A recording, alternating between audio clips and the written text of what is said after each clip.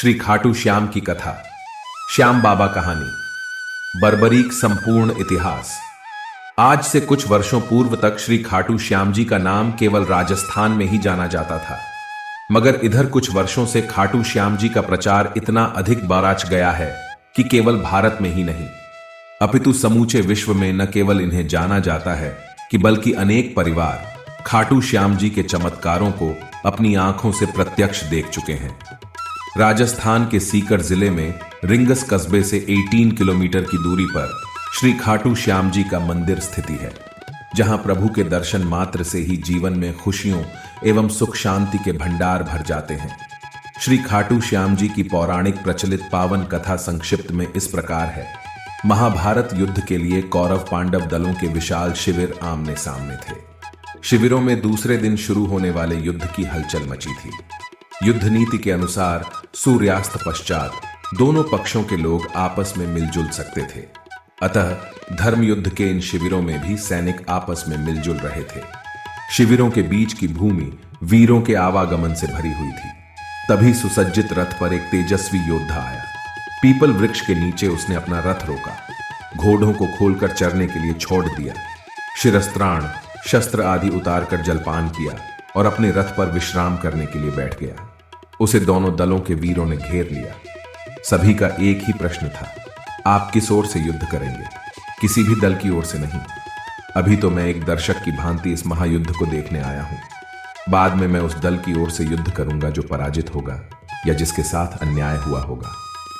सब विस्मय ये उसे ही देख रहे थे। उपस्थित लोगों में से एक ने पूछा, लेकिन आपकी सेना कहां है?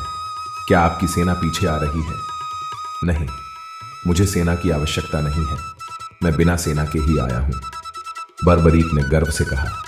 तब आप पराजित दल की सहायता कैसे करेंगे? आगंतुक महाबली मुस्कुराया। मुझे सेना की आवश्यकता ही नहीं है, मुझे अपने इस धनुष और इन 3 बाणों पर असमी विश्वास है। मैं एक ही बाण से शत्रु सेना का संहार कर सकता हूं। छूटने पर मेरा पहला बाण हर व्यक्ति के मृत्यु स्थल पर निशान लगा देगा और दूसरा बाण उन्हें बींध देगा। आपका नाम? बहुत से लोगों ने विस्मय से पूछा। मैं भीमसेन का पौत्र, घटोत्कच का पुत्र, महाबल बर्बरीक हूं। आंधी की तरह कुछ ही क्षणों में यह बात औनों शिविरों में फैल गई। हर किसी पर बर्बरीक का ही नाम गूंज रहा था। सैनिक लोग बात की गहराई तक नहीं पहुंच रहे थे, पर बात की गंभीरता को समझने वाले योद्धा चिंतित हो उठे। भगवान श्री कृष्ण सोच विचार करने लगे कि यदि वास्तव में ही वह वीर निर्बल पक्ष का साथ देगा तो पांडवों की विजय होते ही कौरव निर्बल हो जाएंगे। फिर वह वीर उनकी ओर से लदे डाहकर पांडवों की विजय को पराजय में बदल देगा। क्या वह वास्तव में ही ऐसा विलक्षण धनुर्धर है जो 2 बाणों से ही शत्रु सेना का संहार कर सकता है? चलकर परीक्षा ली जाए। वह उठे और बर्बरीक के पास पहुंचे। उन्हें आता देख सभी सैनिक गण इधर उधर हट गए। बर्बरीक ने श्री कृष्ण का अभिवादन किया। दोनों में परिचय हुआ। श्री कृष्ण ने कूटनीति का आश्रय लेते हुए पूछा, तुम इन 3 बाणों के द्वारा सारी सेना का संहार कैसे कर सकते हो? बर्बरीक ने गर्व से अपना सिर ऊपर उठाया, धनुष पर एक बाण चढ़ाकर कहा, देखिए, मैं इस प्रकार समस्त शत्रु सेना का संहार कर सकता हूं। आप इस पीपल के पेड़ को देख रहे हैं। मेरा यह बाण इसके समस्त पत्तों को चिन्ह लगा आएगा और दूसरा बाण उन्हें बींध देगा। आप चाहें तो मैं धरती पर बिखरे इन सूखे पत्तों को भी बींध सकता हूं। श्री कृष्ण यह दृश्य देखने को उत्सुक थे। उन्होंने 2 पत्ते तोड़ लिए, एक को हाथ की मुट्ठी में बंद कर लिया और दूसरे पांव के नीचे दबा लिया। बर्बरीक ने अभिमंत्रित करके बाण छोड़ा। सभी ने देखा कि पेड़ और धरती का प्रत्येक पत्ता चिन्हित था। श्री कृष्ण ने मुट्ठी खोली तो हाथ का पत्ता भी चिन्हित था और पांव के नीचे का पत्ता भी। श्री कृष्ण अत्यधिक विस्मित थे। तब तक बर्बरीक ने दूसरा बाण छोड़ा। प्रत्येक पत्ता बीच में से बिंधा हुआ था। श्री कृष्ण अकुला उठे और गहरी सोच में पड़ डेच गए कि किस प्रकार से युद्ध में भाग लेने से रोका जाए। आखिर बहुत सोच विचार के बाद उन्हें एक हल सूझ ही गया। प्रातःकाल वह उठे और याचक का रूप बर्बरीक के पास पहुंचे। वह संध्या वंदन कर रहे थे। संध्या वंदन के उपरांत बर्बरीक ने याचक से कहा, आज्ञा करो ब्राह्मण देवता, क्या इच्छा है? कुछ दान पाने की इच्छा है महाराज।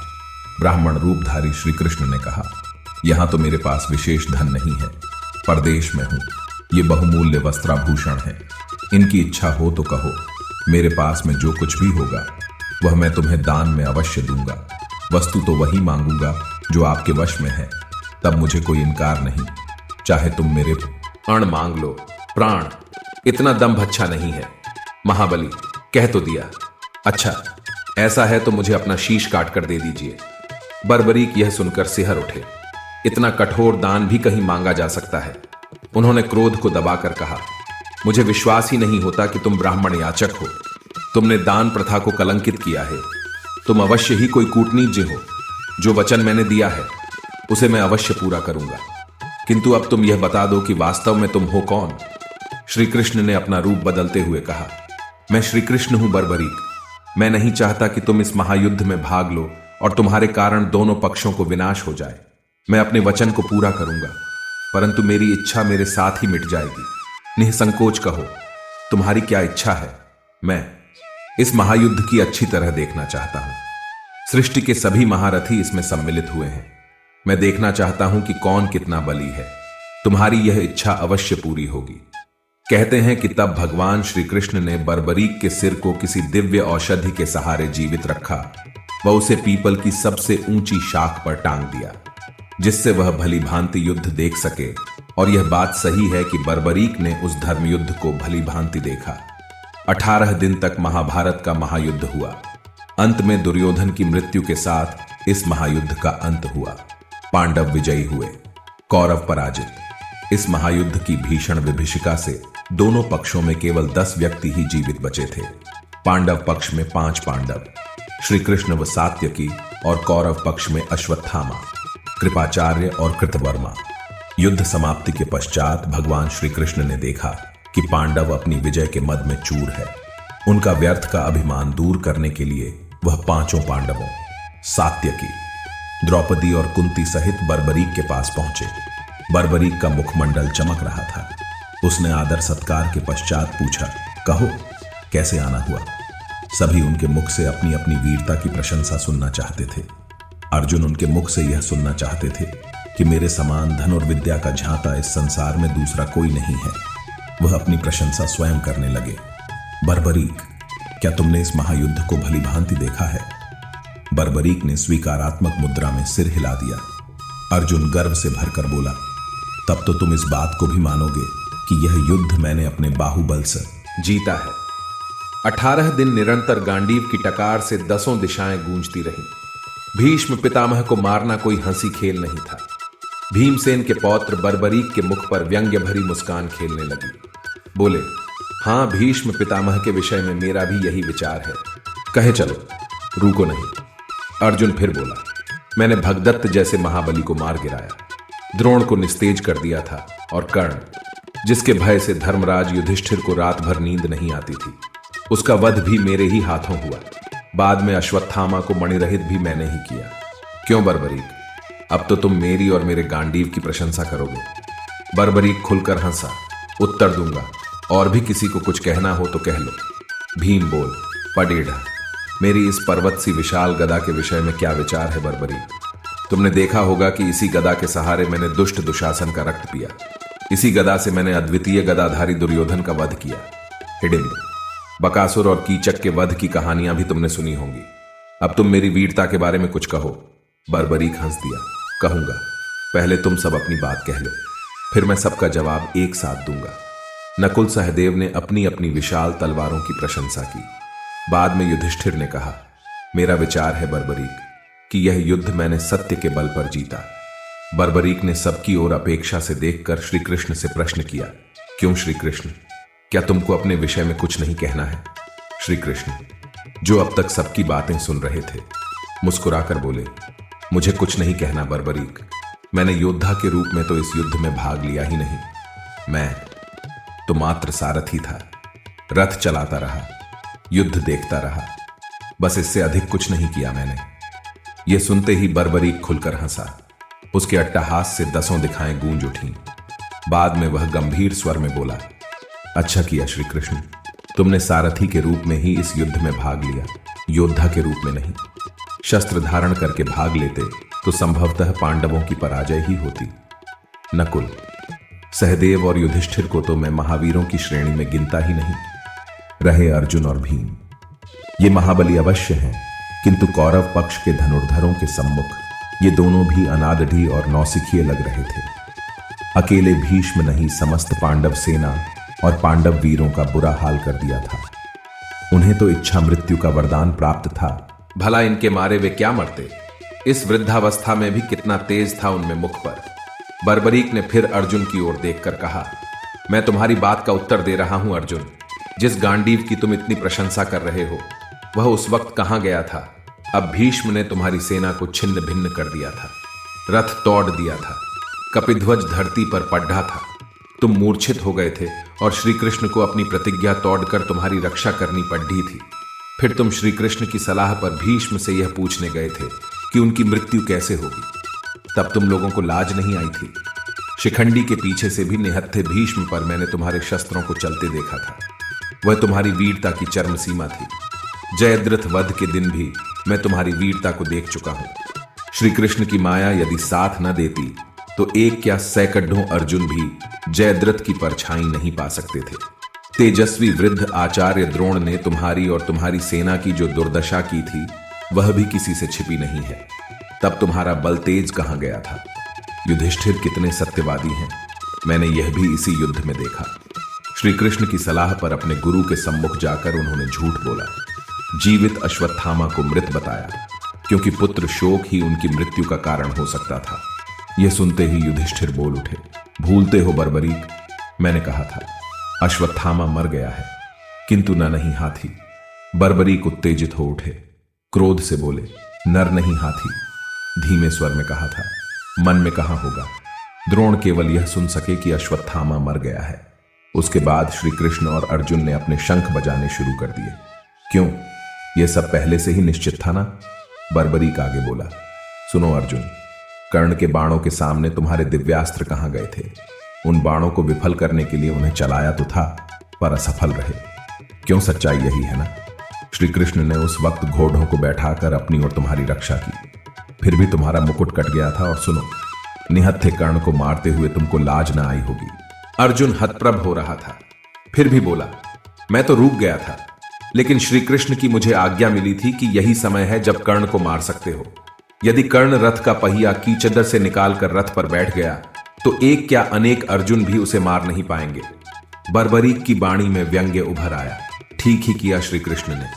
तुम्हें युद्ध जो जिताना था, मुझे याचक बनकर बेकार कर दिया। बलि भगदत्त की प्रचंड शक्ति को श्री कृष्ण ने अपनी छाती पर सहा, क्योंकि तुम्हारे शरीर के वह शतखंड कर देती। हां भीम, अब तुम भी सुनो। यह तो सच ही है कि तुम अतुल बल के स्वामी हो। तुमने निश्चित ही हिडिंब, बकासुर और कीचक को मारा, पर यह युद्ध तो गदा से नहीं जीता जा सकता था, क्योंकि इस युद्ध में इस युग के सर्वश्रेष्ठ धनुर्धर सम्मिलित हुए थे। धनुर्धर कर्ण के सम्मुख तुम्हारी गदा को क्या हो गया था, जो तुम जान बचाने के लिए हुए हाथियों के झुंड के पीछे जा छिपे थे। कर्ण ने अपने धनुष की डोरी तुम्हारे गले में डालकर तुम्हें बाहर खींच लिया था। वह चाहता तो तुम्हारा वध कर सकता था, किंतु उसने तुम्हें छोड़ दिया। और तुम्हें ही क्या, उसने नकुल, सहदेव और युधिष्ठिर को भी छोड़ दिया था। आज तो तुम सब अपनी वीरता की डींगे हाँक रहे हो, लेकिन यह भूल गए कि तुम उस महारथी से प्राणदान लेकर लौटे थे। वास्तव में ही वह सच्चा दानी था। तभी श्री कृष्ण और कुंती की आंखें टकराई। कुंती की आंखों में आंसू थे, किंतु बर्बरीक बोलता ही रहा, उसने अवसर मिलने पर भी तुम्हें क्यों नहीं मारा। यह वास्तव में अद्भुत रहस्य है। वैसे इस बात से उसकी करुणा तुम पर प्रकट होती है। जयद्रथ के सामने तुम्हारी वीरता कहां गई थी। उसने तुम्हें चक्रव्यूह में घुसने नहीं दिया था। सुनो भीम, तुम्हारे और दुर्योधन के बीच हुए गदा युद्ध में तुम अपनी महानता प्रकट कर सकते थे, किंतु वहां पर भी तुमने नीचता का प्रदर्शन किया। श्री कृष्ण ही के इशारे पर गदा युद्ध के नियमों का उल्लंघन करके तुमने दुर्योधन की जांघ पर गदा मारी। धिक्कार है तुम्हें और तुम्हारी वीरता पर। बलराम तो तुम्हें तुम्हारी दुष्टता का दंड देने उठे थे, पर श्री कृष्ण ने तुम्हें बचा लिया था, क्योंकि यह सब उन्हीं के इशारे पर हुआ था। धन्य था दुर्योधन, वीरता की लाज रखनी उसे आती थी। युधिष्ठिर के यह कहने पर भी हम पांचों में किसी को भी द्वंद्व युद्ध के लिए चुन लो। उसने अपने से बलि को चुना। यदि शेष चारों में से वह किसी एक को चुन लेता तो क्या होता। गदा युद्ध व मल्ल युद्ध में ये सब उनके सामने खिलौने जैसे थे। वैसे युद्ध में तुम्हारी भी मृत्यु निश्चित थी, क्योंकि वह गदा युद्ध का श्रेष्ठ झांता और बहुत फुर्तीला था। फिर बर्बरीक सांस भरकर बोला, श्री कृष्ण की नीति पराजित कैसे हो सकती थी? मुझसे यदि कोई पूछे तो मैं यही कहूंगा कि इस युद्ध के वास्तविक विजेता श्री कृष्ण ही हैं, जिन्होंने अपनी बुद्धि और नीति के सहारे इस युद्ध को जीता। मुझे तो इस युद्ध में चारों ओर श्री कृष्ण ही श्री कृष्ण नजर आते थे। श्री कृष्ण नीति की जय हो। यह कहकर बर्बरीक मौन हो गया। इतना सुनकर श्री कृष्ण ने महाबली को खुश होकर यह वरदान दिया कि महाबली बर्बरीक, कलयुग में तुम मेरे नाम से पूजे जाओगे और जो तुम्हें सच्चे मन से ध्याएंगे वह मनवांछित फल पाएंगे। और आज यह सच जग विख्यात है कि उस काल के बर्बरीक आज के बाबा श्याम हैं। आज सारा संसार उन्हें शीश के दानी के रूप में जानता है और जो भी सच्चे मन से इनकी शरण में खाटू श्याम जी जाता है, उसके समस्त कारज प्रभु श्री श्याम पूर्ण करते हैं और उसके जीवन को सुख, संपदा व खुशियों से भर देते हैं। शीश के दानी की जय, खाटू नरेश की जय। कहानी समाप्त।